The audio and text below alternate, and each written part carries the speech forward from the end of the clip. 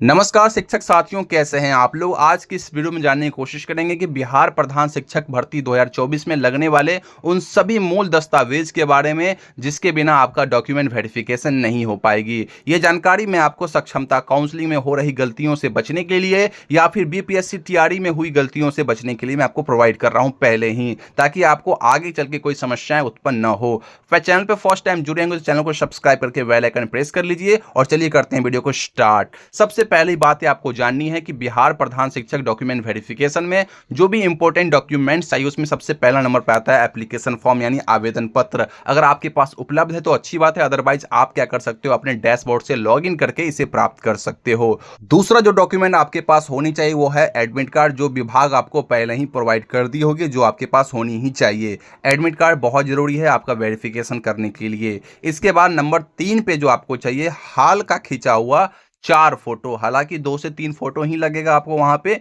लेकिन आपको 4 फोटो तैयार कर लेना है। कोशिश करनी है कि एडमिट कार्ड में जो आपने फोटो लगाया था वही सेम फोटो होनी चाहिए। अगर सेम फोटो ना हो तो रीसेंट टाइम का खींचा हुआ 4 हूबहू मिलता जुलता फोटो आप रख लीजिएगा। इसके बाद नंबर 4 काफी इंपॉर्टेंट है, आधार कार्ड फॉर वेरिफिकेशन।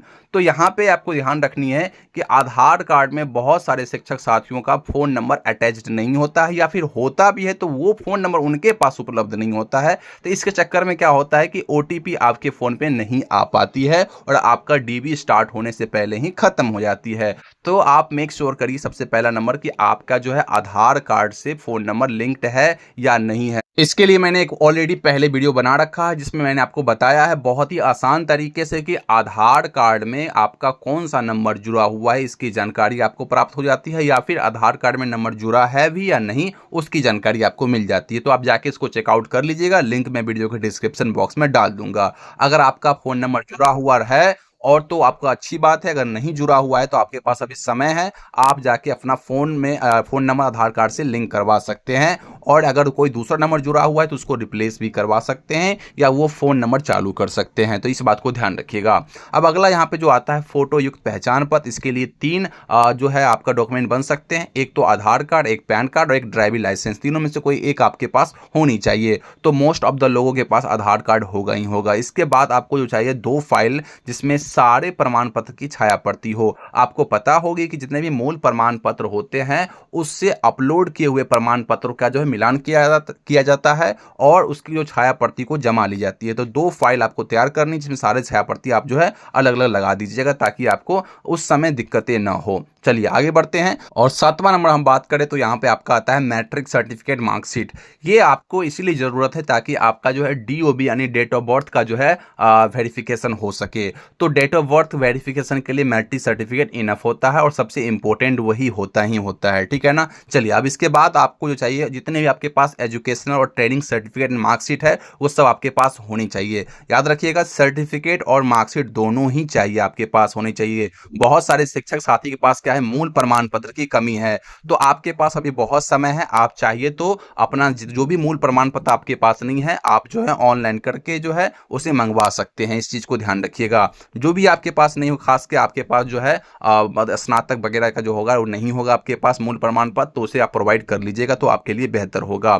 इसके साथ साथ जो सबसे इंपॉर्टेंट चीजें जो है यहाँ पे आती है निकल के, वो है एक्सपीरियंस सर्टिफिकेट। बिहार प्रधान शिक्षक हो या प्रधानाध्यापक हो, इसके लिए सबसे इंपॉर्टेंट चीज है कि आपके पास अनुभव प्रमाण पत्र होनी चाहिए। और अनुभव प्रमाण पत्र आपका एचएम या बीओ से द्वारा निर्गत नहीं बल्कि जिला शिक्षा पदाधिकारी यानी डीओ के द्वारा जो है निर्गत होनी चाहिए। तो ये ध्यान रखिएगा, आप सभी के पास पहले से उपलब्ध होगा ही होगा, तभी आपने फॉर्म फिलअप किया होगा, अन्यथा अभी आप इसको तैयार करवा लीजिएगा। चलिए अब आगे बढ़ते हैं। अगला नंबर देखते हैं कि आगे आपके कौन कौन से डॉक्यूमेंट्स चाहिए बिहार प्रधान शिक्षक भर्ती के डीबी करवाने हेतु। अगली जो दस्तावेज यहाँ पे आएगी वो आएगी आरक्षण संबंधी दस्तावेज, जिसमें पिछड़ा वर्ग और अत्यंत पिछड़ा वर्ग के लिए क्रीमीलेयर रहित प्रमाण पत्र की आवश्यकता होगी। और महिला उम्मीदवार अगर आप होंगे तो पिता के नाम और पता से आपका जो है क्रीमीलेयर रहित प्रमाण पत्र बना होना चाहिए। वहीं पिछड़ा वर्ग और अत्यंत पिछड़ा वर्ग के क्रीमीलेयर रहित प्रमाण पत्र 1 वर्ष अगर पहले का है तो फिर आपको एक घोषणा पत्र भी लगानी होगी।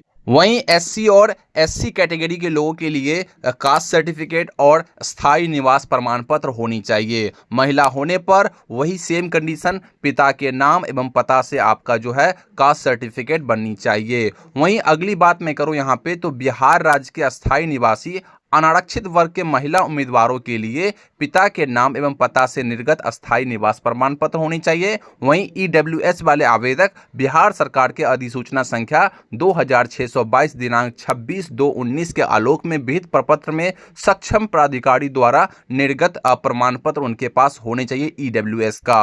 और इसके अलावा दिव्यांगजन की मैं बात करूं तो दिव्यांगता सर्टिफिकेट आपको सक्षम प्राधिकार के द्वारा निर्गत होनी चाहिए। तो ये बातें आपको ध्यान रखनी है। इसके बाद अगर आप भूतपूर्व सैनिक के परिवार से अगर आप बिलोंग करते हो तो आपके पास भूतपूर्व सैनिक के प्रमाण पत्र होने चाहिए। तो ये कुछ इंपॉर्टेंट डॉक्यूमेंट्स थे जो मैंने आपको बता दी, जो कि बिहार प्रधान शिक्षक डीबी के लिए काफी इंपॉर्टेंट रहने वाली है। आई होप आपको समझ में आ गई होगी।